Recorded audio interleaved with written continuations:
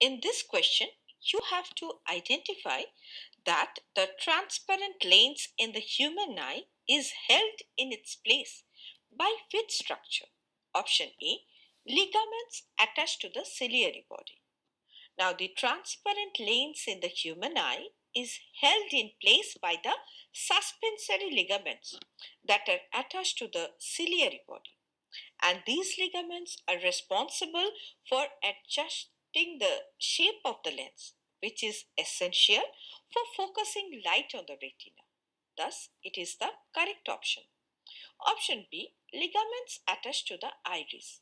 It is incorrect because the iris controls the size of the pupil to regulate the amount of light entering the eye, but it is not involved in holding the lens in place.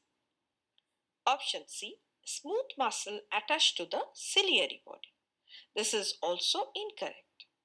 While the smooth muscles, that is the ciliary muscles itself within the ciliary body, play a role in adjusting the lens curvature, but they do not directly hold the lens in place. The lens itself is held, as already stated, by the ligaments attached to the ciliary body. Option D, smooth muscles attached to the iris. This is also incorrect. The smooth muscles in the iris control the pupil size to regulate the light entry and not to hold the lens in position.